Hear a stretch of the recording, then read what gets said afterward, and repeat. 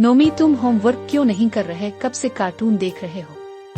नोमी, मामा बस थोड़ी देर और। मामा, नहीं बेटे, फौरन उठो और होमवर्क करो, फिर इफ्तारी का वक्त होने वाला है, इससे पहले अपना काम निपटा लो। मगर नोमी टीवी के आगे से ना अलिफाटे। इफ्तारी के बाद मामा नोमी का बैग उठा लाइन और नोमी से कहने लगे, बेटे अब जल्दी से मुझे डायरी दिखाओ। मैं देख रही हूँ कि तुम 2-3 दिन से बिल्कुल भी नहीं पढ़ रहे, जो कि बहुत गलत बात है।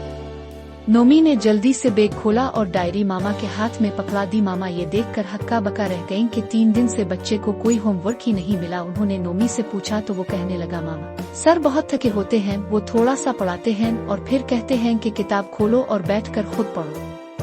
मामा, ओ अच्छा, और तुम लोग किताबें खोल कर आगे रखते हो और सारा वक्त बातें करते रहते हो, ऐसे ही है ना?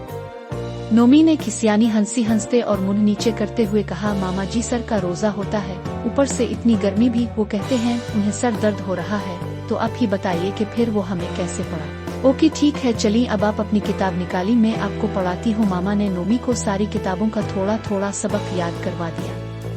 रात जब वो अपनी जिम्मेदारियों से फारिग हुई तो उन्होंने नोमी के अब्बा को सारी सूरत हाल बताई, तो वो भी परेशान हुए कि रोजा रख कर ऐसे कैसे किया जा सकता है, बच्चों के इम्तिहानात भी सर पे हैं। बहरहाल उन्होंने नोमी की मामा को तसल्ली देते हुए कहा कि वो परेशान न हो, मैं सुबह ही इसका हल करता।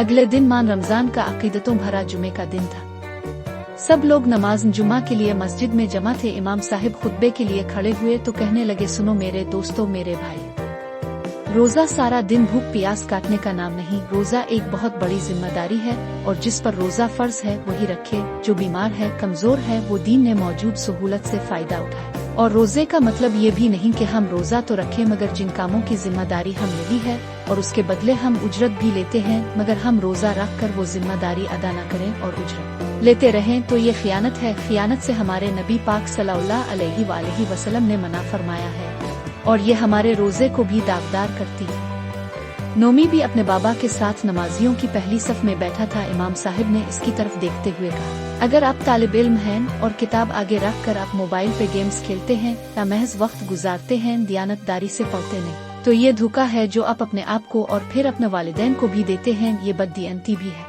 और रोजा धोखा और बददियनती जैसे अमाल से खराब हो जाता है। अल्लाह पाक हमारे ऐसे रोजे से खुश नहीं होते, बल्कि हमें ऐसी आदत से रोकने के लिए ही रोजा फर्ज किया गया था।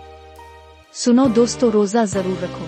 बेसहरी और इफ्तारी में अच्छी मगर सादा ग़िज़ा खाओ और जो आपकी जिम्मेदारियां हैं उन्हें बखूबी निभाओ, और अगर नहीं निभा सकते तो बाकायदा तरीके से बताकर छुट्टी ले लो, मगर रोजे की आड़ लेकर किसी दूसरे का नुकसान मत करो।